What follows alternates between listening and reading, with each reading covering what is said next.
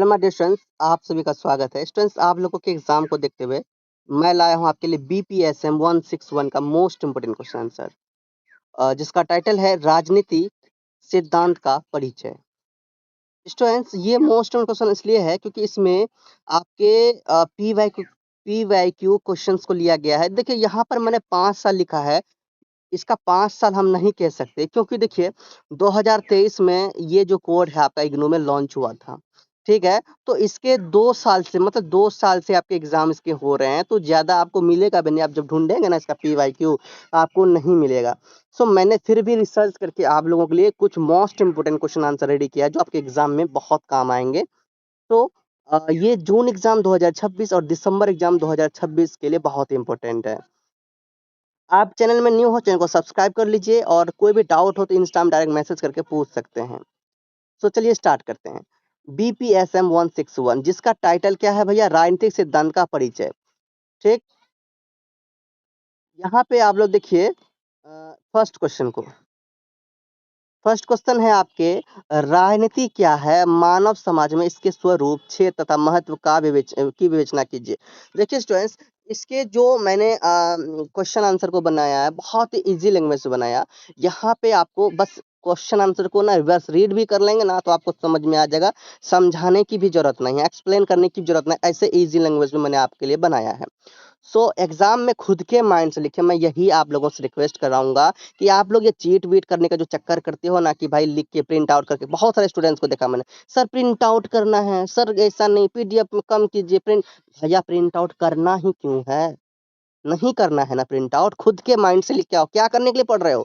1 घंटा पहले भी अगर इसे सही से समझ लिए ना, एग्जाम में अच्छे मार्क्स ला सकते हो। तो इसीलिए आपको पीडीएफ परचेस कर लेना है और क्या कहते हैं, खुद से अपने माइंड से आंसर दो, खुद के माइंड से आंसर बनाओ, लेकिन ये समझने के लिए रखो, हिंट के लिए रखो। समझ में आई बात? चलिए समझते हैं। तो रीडिंग करते हुए भी आप समझ जाएंगे। तो चलिए, राजनीति आप लोग नहीं जानते हो, जैसे कि कोई कहीं बैठ के कोई भी बातचीत कर रहा है वो भी राजनीतिक है। सरकार क्या कर रहे हैं? राजनीति कर रहे हैं। नेता क्या कर रहे हैं? राजनीति कर रहे हैं। ठीक है, समाज को आगे बढ़ाने के लिए कुछ विचार करना, वो भी मतलब कि कोई भी बातों पर 2-4 आदमी बैठ के विचार विमर्श करते हैं, वो भी आपका राजनीति ही हो गया। ठीक है, तो कह रहे हैं कि मानव समाज में इसके स्वरूप, क्षेत्र और महत्व की विवेचना की। चलिए समझते हैं। राजनीति समाज में, राजनीति समाज से जुड़ी हुई एक महत्वपूर्ण क्या है? गतिविधि है। राजनीति का मतलब होता है समाज के लिए नियम बनाना। भैया अर्थ का मतलब, अर्थ ही मतलब है। ठीक है, तो राजनीति का अर्थ है समाज के लिए नियम बनाना, सही बात है, और फैसले लेना। ठीक है, ये किसका काम होता है? राजनीति का। ये राजनीति क्या करते हैं? नियम बनाते हैं समाज के लिए और फैसला लेते हैं। जब लोग एक साथ रहते हैं तो उनके बीच मतभेद, जरूरतें और समस्याएं होती है। इन समस्याओं को सुलझाने और व्यवस्था बनाए रखने के लिए राजनीति की आवश्यकता होती है। राजनीति का संबंध सत्ता, शासन से होता है। मानव समाज में राजनीति का स्वरूप समय के साथ बदलता रहा है।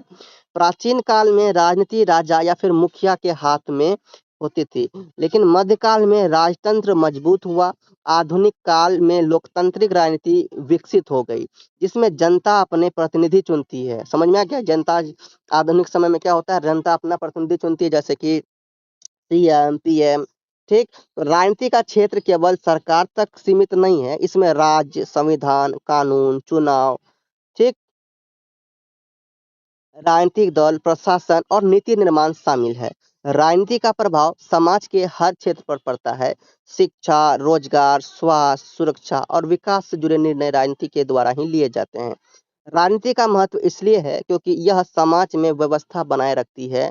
यह लोगों के लिए लोगों के अधिकारों की रक्षा करती है और समाज को संगठित रूप से चलाने में मदद करती है। राजनीति के बिना समाज में अव्यवस्था फैल सकती है। समझ में आ गया? तो ये ध्यान देना, राजनीति बहुत जरूरी है समाज के लिए। सो देखिए, क्वेश्चन नंबर 2 देखते हैं। क्वेश्चन नंबर 2 में है, राजनीतिक सिद्धांत और उससे संबंधित पदों के मध्य अंतर संबंधों का विस्तार पूर्वक वर्णन कीजिए। चलिए समझते हैं। राजनीतिक सिद्धांत राजनीति से जुड़े विचारों और धारणाओं का अध्ययन है।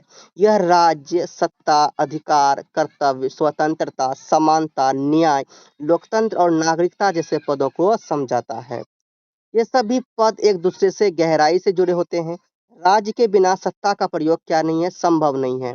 और सत्ता के बिना राज्य का काम, मतलब कि राज्य के बिना सत्ता संभव नहीं है और सत्ता के बिना राज्य नहीं। ठीक। अधिकार राज्य द्वारा दिए गए अधिकार क्या होते हैं, राज्य द्वारा दिए जाते हैं और कर्तव्य अधिकारों के साथ जुड़े रहते हैं। स्वतंत्रता का अर्थ बिना समानता के अधूरा हो रहता है और दोनों मिलकर न्याय की भावना को मजबूत करते हैं। ठीक। लोकतंत्र सत्ता को जनता से जोड़ता है और वैधता प्रदान करता है। नागरिकता व्यक्ति और राज्य के बीच संबंध बनाती है। राजनीतिक सिद्धांत इन पदों के अर्थ को स्पष्ट करता है, उनके विकास को समझाता है और उनके आपसी संबंधों को जोड़ता है। इससे यह पता चलता है कि किसी समाज में कौन से मूल्य अधिक महत्वपूर्ण है और राजनीति व्यवस्था कैसे चलती है। इसलिए राजनीति राजनीतिक सिद्धांत केवल शब्दों का संग्रह नहीं है, बल्कि राजनीति को समझने का एक व्यवस्थित तरीका है। यह अध्ययन विचारों, मूल्यों, अवधारणाओं, नियमों, संस्थानों, नीतियों, प्रक्रियाओं, व्यवहार, सत्ता संबंधों, संघर्ष, सहमति, परिवर्तन, स्थिरता तथा सामाजिक संदर्भों को एक साथ देखने में सहायक होता है। राजनीति की समझ को यह बढ़ाता रहता है। क्वेश्चन नंबर आपका 3 है, राजनीति की एक व्यवहारिक गतिविधि के तौर पर चर्चा कीजिए। चलिए इस तरह भी हम लोग देख लेते हैं। राजनीति केवल विचारों या फिर सिद्धांतों का विषय ही नहीं, बल्कि यह एक व्यवहारिक गतिविधि है जो समाज के रोजमर्रा के जीवन से जुड़ी होती है। व्यवहारिक राजनीति का अर्थ है सत्ता को प्राप्त करना, उसका उपयोग करना और समाज के लिए निर्णय लेना, चुनाव कराना, राजनीतिक दल बनाना, सरकार बनाना, कानून बनाना और योजनाएं लागू करना, ये सब व्यवहारिक राजनीति के क्या है, उदाहरण हैं।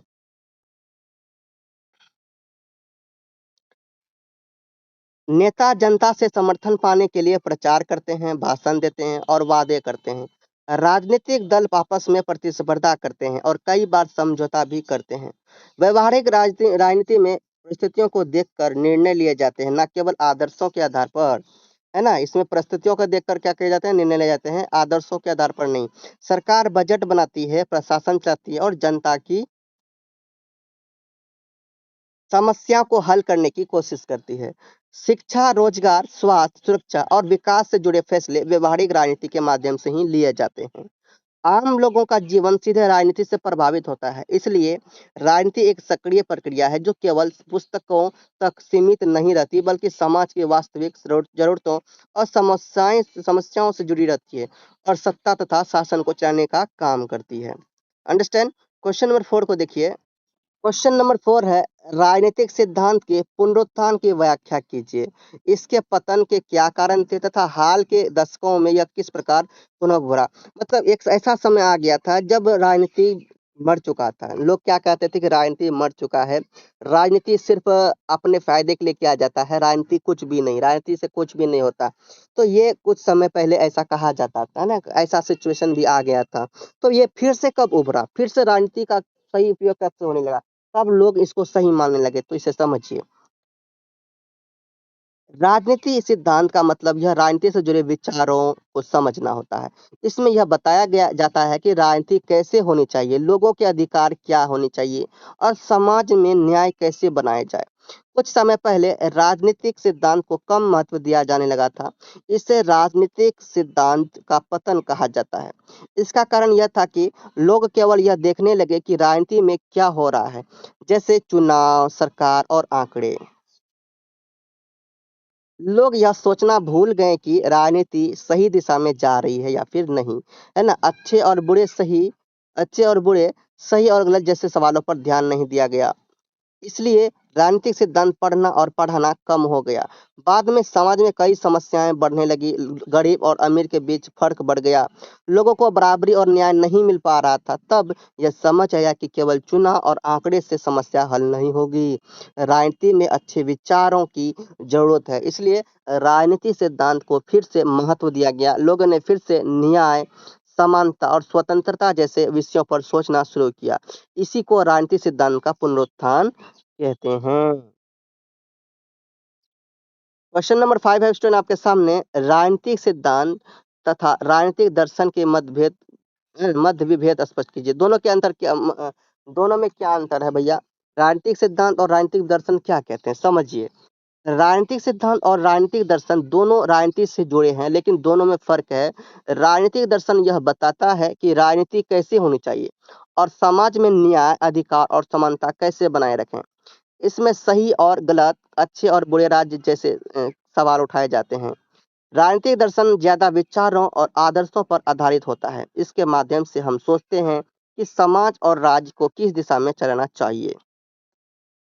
दूसरी ओर राजनीतिक सिद्धांत विचारों के साथ-साथ वास्तविक राजनीति को भी समझाता है। इसमें यह देखा जाता है कि राज्य सत्ता, कानून, लोकतंत्र, अधिकार और नागरिकता कैसे काम करते हैं और इनका आपस में क्या संबंध है। राजनीतिक सिद्धांत आदर्श और व्यवहार को क्या करता है? जोड़ता है। राजनीतिक दर्शन अधिक सैद्धांतिक होता है, जबकि राजनीतिक सिद्धांत व्यवहारिक है। दर्शन हमें सोचने में दर्शन हमें सोचने में मदद करता है और सिद्धांत है यह समझने में कि ये विचार जीवन में कैसे लागू होते हैं। समझ में आ रहा है ना? सो दोनों एक दूसरे से जुड़े हुए हैं, लेकिन उद्देश्य अलग है। राजनीतिक दर्शन और सिद्धांत मिलकर समाज और राज्य की सही समझ बनाने में मदद करता है। क्वेश्चन नंबर आपका 5 कंप्लीट होता है। क्वेश्चन नंबर 6 है, मैक्स वेबर के वैध सत्ता के प्रतिरूपों की विवेचना कीजिए। चलिए, मैक्स वेबर ने सत्ता के 3 प्रमुख प्रकार बताए हैं, जिन्हें वैध सत्ता के रूप में कहा जाता है। पहला, पारंपरिक सत्ता। इसमें लोग किसी राजा या रानी या फिर पारंपरिक नेता को इसलिए मानते हैं क्योंकि यह परंपरा से चली आ रही है या फिर चला आ रहा है। दूसरे प्रकार को वैधता में करिश्माई सत्ता कहते हैं, है ना? इसमें नेता की शक्ति, उसके व्यक्तित्व, करिश्मा और लोगों की आस्था पर आधारित होती है। लोग उसे उसे इसलिए मानते हैं क्योंकि वे उससे प्रभावित होते हैं और उसका सम्मान करते हैं। ठीक है? तीसरा प्रकार है कानूनी या फिर वैधानिक सत्ता। इसमें सत्ता कानून और नियमों से जुड़ी होती है। लोग नेता या फिर सरकार को इसलिए मानते हैं क्योंकि यह संविधान और कानून के अनुसार चुनी गई होती है। ये तीनों प्रकार समाज में सत्ता को वैध बनाते हैं और यह दिखाते हैं कि लोग किस तरह किसी नेता या फिर व्यवस्था को मान्यता देते हैं। वेबर ने बताया कि 3 प्रकार की सत्ता अलग-अलग समाज में अलग-अलग तरह काम करती है, लेकिन सभी सभी में यह ज़रूरी है कि लोग इसे स्वीकार करें। यह समझना ज़रूरी है ताकि समाज में सत्ता का सही प्रयोग और शासन ठीक से चल सके। चलिए, क्वेश्चन नंबर 6 कंप्लीट था। क्वेश्चन नंबर 7 देखिए। राज्य के संबंध में उदारवादी तथा मार्क्सवादी दृष्टिकोणों के बीच मुख्य अंतर स्पष्ट कीजिए। तो राज्य के संबंध में हमें ये करना है। तो देखिए स्टूडेंट्स, उदारवादी और मार्क्सवादी दोनों विचारक हैं, ठीक है? और ये इनके कोई विचारक और ये विचार है। उदारवादी और मार्क्सवादी क्या है? एक विचार है। तो समझिए इसमें क्या है। उदारवादी और मार्क्सवादी दृष्टिकोण में राज्य को लेकर अलग सोच है। उदारवादी सोच में राज्य को समाज में व्यवस्था बनाए रखने, कानून लागू करने और लोगों के अधिकारों की रक्षा करने वाला माना जाता है। यह सोच मानती है कि राज्य सभी नागरिकों के हित में काम करता है और लोकतंत्र के माध्यम से सभी की भागीदारी सुनिश्चित करता है। इसके अनुसार राज्य निष्पक्ष और सभी के लिए समान अवसर देने वाला होता है। दूसरी ओर जो मार्क्सवादी होता है इसमें राज्य को वर्ग संघर्ष, तो उदारवादी में समाज के हित में बात करते हैं, गरीब लोगों के हित में बात करते हैं, लेकिन मार्क्सवादी ये सिर्फ वर्ग संघर्ष के बारे में बात करते हैं या पूंजीपति के बारे में बात करते हैं। ठीक है? तो मार्क्सवादी दृष्टिकोण में राज्य को वर्ग संघर्ष का उपकरण माना गया है। यह सोच मानती है कि राज्य अमीर और शक्तिशाली वर्ग के हित में काम करता है। क्या कह रहा है कि जो अमीर लोग हैं, जो शक्तिशाली लोग हैं, राज्य उसके अकॉर्डिंग काम करता है। और गरीब और मजदूर वर्ग की समस्या को नज़रअंदाज करता है। मार्क्सवादी क्या कहते हैं कि जो गरीब हैं, जो मजदूर वर्ग के लोग हैं, उनको नज़रअंदाज करते हैं। समाज और लोग दुनिया पूंजीपति या फिर अमीर लोगों को ही ध्यान देते हैं, अमीर लोगों पर ही फोकस करते हैं। ठीक है? तो मार्क्सवादी दृष्टिकोण में राज्य का मुख्य काम समाज और असमानता को बढ़ाना और सत्ता बनाए रखना होता है मार्क्सवाद में। ठीक है? तो उदारवादी दृष्टिकोण में राज्य का काम समाज को जोड़ना और न्याय करना है, मैंने जैसे आपको बताया। जबकि मार्क्सवादी दृष्टिकोण में राज्य वर्ग भेद और शक्ति संरचना को बनाए रखने वाला माना जाता है। तो दोनों दृष्टिकोण राज्य को काम और उद्देश्य को अलग तरीके से समझाते हैं। चलिए क्वेश्चन नंबर 8 को देखते हैं। क्वेश्चन नंबर 8 है, नागरिक समाज को परिभाषित कीजिए तथा लोकतांत्रिक राजनीति में इसकी भूमिका की व्याख्या कीजिए। नागरिक समाज का मतलब है समाज में अलग-अलग समूह, संगठन और लोग जो सरकार से स्वतंत्र रूप से काम करते हैं। इसमें संघ, स्वयंसेवी संगठन, मीडिया और आम लोग शामिल हैं। नागरिक समाज जनता और सरकार के बीच एक सेतु की तरह काम करता है। यह सुनिश्चित करता है कि सरकार के फैसले लोगों के हित में हो। लोकतांत्रिक राजनीति में नागरिक समाज का बड़ा महत्व है। यह सरकार को जवाबदेह बनाता है, लोगों के अधिकारों की रक्षा करता है। इसके द्वारा लोग अपनी राय, समस्याएं और सुझाव सरकार तक पहुंचा सकते हैं। नागरिक समाज लोगों को संगठित करता है और उन्हें सामाजिक और राजनीतिक मुद्दों में भाग लेने के लिए प्रेरित करता है। यह भ्रष्टाचार, अन्याय और सामाजिक बुराइयों के खिलाफ आवाज उठाता है। लोकतंत्र तभी मजबूत होता है जब नागरिक समाज सक्रिय और जागरूक हो। लोग अपनी सोच और संगठन के माध्यम से सरकार और प्रशासन पर दबाव डालकर नीतियों में सुधार कर सकते हैं। इसलिए नागरिक समाज लोकतंत्र को मजबूत बनाता है और समाज में न्याय और समानता बनाए रखने में मदद करता है। वितरणात्मक न्याय से क्या अभिप्राय है? वितरणात्मक न्याय का मतलब कि समाज के संसाधन और लाभ सभी लोगों के बीच सही और समान तरीके से बांटे जाए। इसमें यह देखा जाता है कि अमीर और गरीब, मजबूत और कमजोर बीच संतुलन बना रहे हैं। वितरणात्मक न्याय का उद्देश्य यह है कि हर व्यक्ति को उसके न जरूरत और योग्यता के अनुसार अवसर मिले।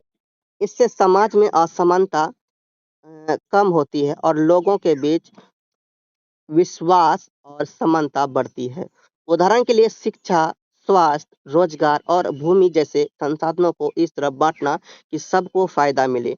वितरणात्मक न्याय ये कहलाता है। यह न्याय समाज को संतुलित और स्थिर बनाने में मदद करता है।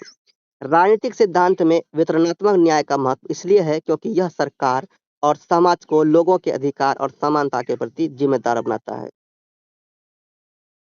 जब संसाधन समान रूप से बांटे जाते हैं तो लोग समाज में भागीदारी करते हैं और लोकतंत्र मजबूत होता है। वितरणात्मक न्याय केवल कानून तक सीमित नहीं है बल्कि समाज के मूल्यों और व्यवहारों में भी इसे लागू करना जरूरी है। क्वेश्चन नंबर 10 है, राजनीतिक सिद्धांत में अनुभविक उपागम पर एक संक्षिप्त टिप्पणी लिखिए। अनुभाविक उपागम का मतलब है कि राजनीति और समाज को समझने के लिए सीधे अनुभव और वास्तविकता से देखना। यह तरीका केवल किताबों या फिर विचारों तक सीमित नहीं रहता। राजनीतिक सिद्धांत में अनुभविक उपागम हमें यह दिखाता है कि राजनीति में विचार या फिर नियम है, वह असहल जीवन में कैसे काम करते हैं। उदाहरण के लिए चुनाव, नीति निर्माण, प्रशासन और जनता की भागीदारी को देखकर हम सिद्धांतों को समझ सकते हैं। अनुभविक उपागम में आंकड़े, शोध, सर्वे और वास्तविक घटनाओं का अध्ययन शामिल होता है। यह उपागम सिद्धांत और व्यवहार को जोड़ता है। इससे हमें पता चलता है कि किन के नियमों और नीतियों का समाज पर क्या असर है। अनुभाविक उपागम राजनीति को केवल विचारों तक सीमित नहीं रहने देता बल्कि इसे व्यवहारिक और वास्तविकता बनाता है। इससे राजनीतिक सिद्धांत मजबूत और व्यवहारिक बनता है। क्वेश्चन नंबर 11 में है, हस्तक्षेपित सहमति की अवधारणा की व्याख्या कीजिए। तो प्रहस्तक्षेपित सहमति का मतलब है कि लोग किसी निर्णय या फिर कानून को बिना विरोध किए मान लेते हैं। इसका प्रयोग मुख्य रूप से लोकतंत्र और समाज में किया जाता है। जब सरकार या फिर संस्था कोई नीति बनाती है और लोग इसे मानते हैं या फिर इसका विरोध नहीं करते, तो इसे प्रहस्तक्षेपित सहमति कहा जाता है। यह सहमति इसलिए महत्वपूर्ण है क्योंकि इससे समाज में व्यवस्था और कानून का पालन होता है। लोग कभी-कभी बिना पूरी समझ के नियम मान लेते हैं, लोग लेकिन फिर भी यह राजनीतिक प्रणाली को स्थिर बनाता है। और हस्तक्षेपित सहमति जनता और सरकार के बीच विश्वास को क्या करती है, दर्शाती है। यह दिखाता है कि लोग शासन और निर्णय प्रक्रिया को स्वीकार करते हैं। राजनीतिक सिद्धांत में इसे समझना इसलिए जरूरी है क्योंकि यह समाज में स्थिरता और प्रशासनिक प्रक्रिया को मजबूत बनाता है। आधुनिक राष्ट्र राज्य की आधारभूत विशेषताएं क्या है? आधुनिक राष्ट्र राज्य के कई विशेष गुण हैं। पहला, यह निश्चित करना, यह जो निश्चित सीमा वाला होता है। दूसरा, इसके अंदर रहने वाले लोग किसी कानून और शासन के तहत आते हैं। दूसरा, इसका अपना शासन और प्रशासन होता है। यह कानून बनाने और लागू करने का अधिकार रखता है। तीसरा, इसका संविधान या फिर नियम कानून होते हैं। चौथा, इसके पास जनता की भागीदारी और राजनीतिक व्यवस्था होती है। पांचवा, आधुनिक राष्ट्र राज्य अंतर्राष्ट्रीय स्तर पर मान्यता प्राप्त होता है और अन्य देशों के साथ संबंध बनाए रखता है। छठा, यह नागरिकों के अधिकार और कर्तव्य सुनिश्चित करता है। सातवां, इसमें न्याय और समानता बनाए रखने की व्यवस्था होती है। आठवां, यह समाज में सुरक्षा और विकास की जिम्मेदारी लेता है। तो यह आधुनिक राष्ट्र राज्य का उद्देश्य समाज में शांति, व्यवस्था और न्याय, विकास सुनिश्चित करना ये होता है। ठीक, इसमें क्या होते हैं कि यह न केवल सरकार तक सीमित होता है, यह न केवल सरकार तक सीमित रहता है, बल्कि यह पूरे समाज में नीति, कानून और प्रशासन के माध्यम से क्या करते हैं स्टूडेंट्स, काम करते हैं। सो आपने देख लिया कि आठवां आपने क्या समझा, कि आठवां में आपने देखा कि यह समाज में सुरक्षा और विकास की जिम्मेदारी लेता है और आधुनिक राष्ट्र राज्य का उद्देश्य समाज में शांति, व्यवस्था, न्याय और विकास सुनिश्चित करना है। तो समझ गए, यह न केवल सरकार तक सीमित रहता है, बल्कि पूरे समाज में नीति, कानून और प्रशासन के माध्यम से काम करता है। तो क्वेश्चन नंबर 14 हम लोग देखते हैं। क्वेश्चन नंबर 14 है हमारा, स्वतंत्रता की सकारात्मक व नकारात्मक अवधारणाओं में अंतर स्पष्ट कीजिए। स्वतंत्रता का मतलब क्या है भैया? स्वतंत्र का मतलब होता है आजाद रहना, है ना, खुद से फैसला लेना, खुद के मन के अकॉर्डिंग चलना, ये क्या है? ये हमारा स्वतंत्रता है। सो स्वतंत्रता का मतलब व्यक्ति अपने फैसले खुद ले सकें। इसे दो तरीके से देखा गया है, पहली तो सकारात्मक स्वतंत्रता। इसका मतलब है कि किसी व्यक्ति को अपनी इच्छानुसार सोचने और करने की शक्ति हो, है ना, जो वह सोचे वो कर सके, ये स्वतंत्रता के अंतर्गत आता है। उसे अपने अधिकारों और अवसरों का उपयोग करना आना चाहिए। इसमें शिक्षा, रोजगार और संसाधनों तक पहुंच शामिल है। दूसरी है नकारात्मक स्वतंत्रता। इसका मतलब होता है कोई व्यक्ति दूसरों के नियंत्रण या फिर बाधा के बिना काम कर सके। समझ में आ रहा है? इसमें न सरकार या फिर समाज से किसी तरह के रोक टोक न होना ये शामिल है। सकारात्मक स्वतंत्रता में व्यक्ति सक्षम होता है और अपने जीवन को सुधार सकता है। नकारात्मक स्वतंत्रता में व्यक्ति को सिर्फ रोक टोक से बचाया जा सकता है। अंडरस्टैंड? एंड दोनों अवधारणाएं अलग है, लेकिन मिलकर व्यक्ति को स्वतंत्र और सक्षम बनाती है। अन्य राजनीति सिद्धांत में इसे समझना इसलिए जरूरी है क्योंकि यह समाज में अधिकार, जिम्मेदारी और समान अवसर को सुनिश्चित करते हैं। अंडरस्टैंड? क्वेश्चन नंबर 15 हम लोग देखते हैं स्टूडेंट्स। क्वेश्चन नंबर 15 है हमारा, अवसर की समानता पर एक लेख लिखिए। तो अवसर या फिर ऑफर की समानता का मतलब है कि सभी लोगों को जीवन में समान मौके मिले, समान अवसर मिले। इसमें गरीब, अमीर, लड़के और लड़कियां, छोटे और बड़े, सभी को बराबरी का अवसर मिलना चाहिए। शिक्षा, रोजगार, स्वास्थ्य और राजनीति में समान अवसर देना जरूरी है। जब अवसर समान होते हैं तो हर व्यक्ति अपने प्रयास और मेहनत के अनुसार आगे बढ़ सकता है। इससे समाज में असमानता कम होती है और लोग अपने हक के लिए क्या करते हैं स्टूडेंट? संघर्ष करते हैं। एंड अक्सर असमानता से लोकतंत्र क्या होता है? मजबूत होता है और लोगों में विश्वास बढ़ता है। सो राजनीतिक सिद्धांत में इसे महत्वपूर्ण माना जाता है क्योंकि यह समाज को न्यायपूर्ण और संतुलित क्या करते हैं? बनाता है। सरकार और समाज की सरकार और समाज की जिम्मेदारी है कि वह सभी को समान अवसर प्रदान करें। जब लोग समान अवसर पाते हैं तो वे समाज में सक्रिय भूमिका निभाते हैं और देश के विकास में योगदान देते हैं। एंड समान अवसर के बिना किसी का भी भविष्य सीमित हो सकता है। ठीक है। एंड समाज में असमानता इसमें बढ़ सकती है, इसलिए अवसर की समानता क्या है, जरूरी है। असमानता बढ़ने से कोई भी समाज में उन्नति नहीं हो सकता, समाज का विकास नहीं हो सकता, ताकि समाज में न्याय और समानता क्या हो सके, बनी रहे। अब देखिए हम लोगों ने अभी तक देखा ये क्वेश्चन नंबर 15 तक, ये सभी शॉर्ट लॉन्ग क्वेश्चंस देखे और ये 20 मार्क्स में आपके क्वेश्चंस आते हैं। अब जो हम लोग देख रहे हैं ये आपका है 10 मार्क्स वाले टिप्पणी। तो ध्यान से समझना, ध्यान से इसे देखना। लोकतंत्र, लोकतंत्र क्या होता है स्टूडेंट्स? लोकतंत्र वह शासन प्रणाली है जिसमें सत्ता जनता के हाथ में होता है। लोकतंत्र में क्या होते हैं, जनता खुद से सरकार को चुनते हैं, जनता अपने हक के लिए अपना मन से प्रतिनिधि को क्या करते हैं, चुनते हैं और सरकार बनाते हैं। लोकतंत्र का मतलब है कि सभी नागरिकों को बराबरी का अधिकार और अवसर मिले एंड इसमें हर किसी की राय, विचार और मत का सम्मान किया जाता है। लोकतंत्र में कानून का शासन होता है और सरकार को अपने फैसले के लिए जनता के सामने दबाव या फिर जवाब देना होता है लोकतंत्र में, क्योंकि जनता जब चुनेंगे, जनता जब बनाएंगे तो जनता के सामने उन्हें जवाब भी देना पड़ेगा। अंडरस्टैंड?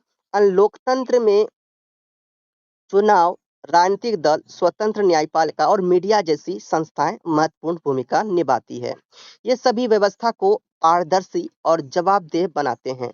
अंडरस्टैंड? एंड लोकतंत्र में लोग केवल वोट देने तक सीमित नहीं रहते, बल्कि समाज और सरकार में सक्रिय भूमिका निभाते हैं।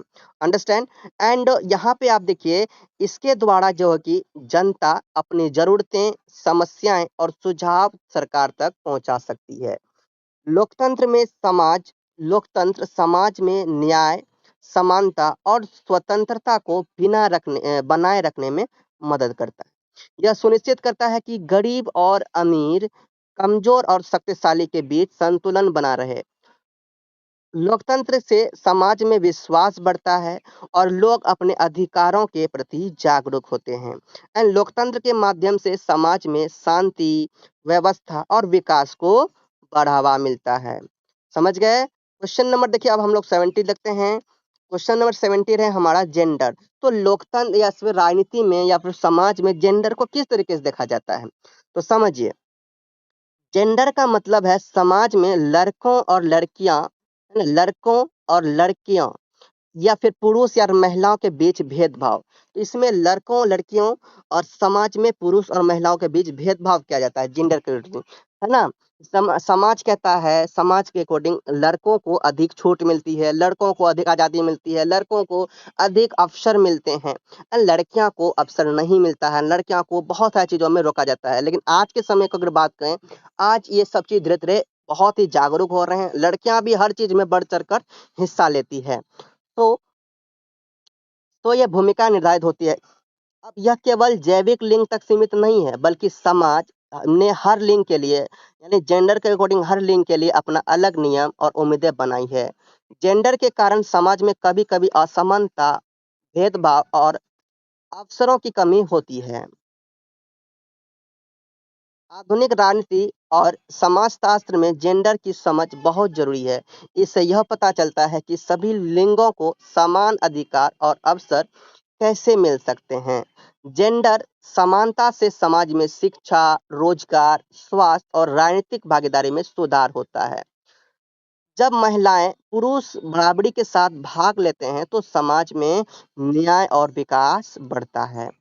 जेंडर का सही मतलब है कि किसी भी काम या फिर जिम्मेदारी के लिए केवल लिंग के आधार पर निर्णय ना लिया जाए। राजनीति और सामाजिक व्यवस्था में जेंडर को समझना जरूरी है, ताकि सभी नागरिक समान रूप से समाज में योगदान कर सके। जेंडर के माध्यम से समाज में बराबरी, न्याय और समान अवसर सुनिश्चित किए जाते हैं।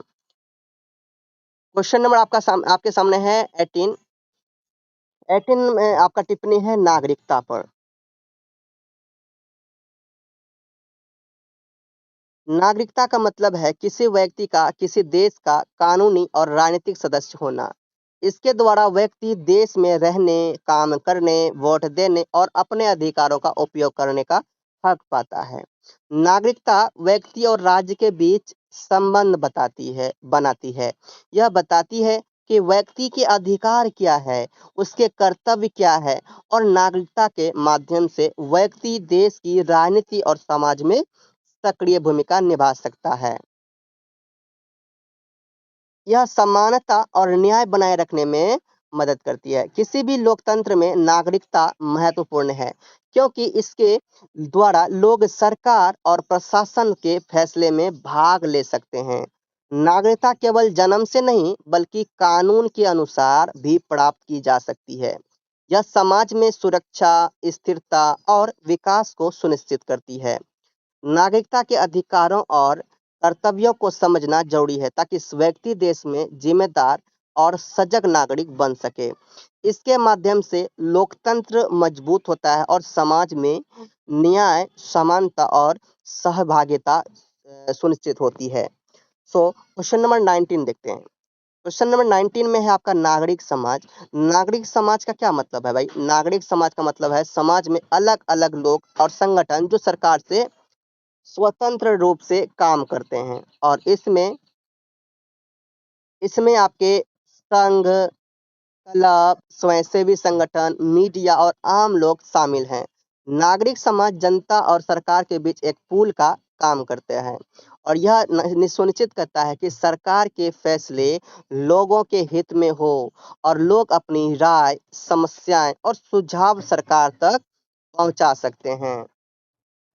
एंड नागरिक समाज लोगों को संगठित करता है और समाज और राजनीति में सक्रिय बनाता है। यह भ्रष्टाचार, अन्याय और सामाजिक बुराइयों के खिलाफ आवाज उठाता है। लोकतंत्र तभी मजबूत होता है जब नागरिक समाज जागरूक और सक्रिय हो। लोग अपने संगठन और प्रयास से प्रशासन नीतियों में सुधार कर सकते हैं। नागरिक समाज समाज में न्याय, समानता और स्थिरता बनाए रखने में मदद करता है। यह लोगों के अधिकारों की रक्षा करता है और समाज में विश्वास पैदा करता है। और नागरिक समाज के माध्यम से लोग अपने हक और जिम्मेदारी दोनों समझते हैं और समाज में भागीदारी करते हैं। इसलिए लोकतंत्र सामाजिक सुधार में नागरिक समाज का बड़ा योगदान होता है। Question number 20 and last question हमारे ख्याल से ये है। देखिए इसके बाद और क्वेश्चंस नहीं लिया मैंने, ये सभी। हाँ, ये लास्ट क्वेश्चन है, ये इंपॉर्टेंट है, लास्ट है। तो चलिए समझते हैं आर्थिक वृद्धि को। राजनीति के अकॉर्डिंग आर्थिक वृद्धि का मतलब है देश की संपत्ति, उत्पादन और सेवाओं में बढ़ोतरी। जब देश में उद्योग, व्यापार और रोजगार बढ़ते हैं तो आर्थिक वृद्धि होती है। ठीक है, तो जब क्या होते हैं, जब उद्योग होते हैं, व्यापार बढ़ते हैं और रोजगार बढ़ते हैं तो आर्थिक क्या होती है, वृद्धि होती है। इससे लोगों की आमदनी बढ़ती है और जीवन स्तर सुधरता है। आर्थिक वृद्धि से सरकार को अधिक संसाधन मिलते हैं जिससे शिक्षा, स्वास्थ्य और सामाजिक सेवा में सुधार किया जा सकता है। यह विकास और सुरक्षा की प्रक्रिया को तेज करती है। आर्थिक वृद्धि केवल अमीरों के लिए नहीं बल्कि सभी लोगों के लिए अवसर बढ़ाती है। इससे बेरोजगारी कम होती है और गरीब और कमजोर वर्ग का जीवन सुधरता है। आर्थिक वृद्धि स्थिर और लगातार हो तो देश में विकास और समाज में न्याय बढ़ता है। एंड सरकार और समाज की जिम्मेदारी है कि आर्थिक वृद्धि सभी तक पहुंच सके। एंड इसका उद्देश्य केवल धन बढ़ाना नहीं बल्कि लोगों की भलाई, समान अवसर और समाज में संतुलन बनाए रखना है। आर्थिक वृद्धि से देश देश क्या होता है, मजबूत बनता है और नागरिकों की खुशहाली बढ़ती है और यह समाज और लोकतंत्र को क्या करता है, स्टूडेंट्स, मजबूत बनाती है। सो इस तरह से मैंने आपके मोस्ट इंपोर्टेंट 20 सबसे मोस्ट इंपोर्टेंट क्वेश्चन आंसर मैंने आपको दिया जो आपके एग्जाम में दिखेंगे। सो आप लोग जल्दी से पीडीएफ परचेस कर लीजिए, एग्जाम देने से पहले आपके लिए बहुत ही हेल्पफुल रहेंगे। सो स्टूडेंट, मिलते हैं नेक्स्ट वीडियो में। और आप लोगों को मजा आया तो चैनल को जो सब्सक्राइब कीजिए, वीडियो को शेयर कीजिए अपने दोस्तों के पास। ठीक है, सो मिलते हैं नेक्स्ट वीडियो में नेक्स्ट सब्जेक्ट कोड के साथ। जन स्पेशल्स बोलिए, प्रेम से रहो, प्रेम से पढ़ो, प्रेम से बोलो। And all the best.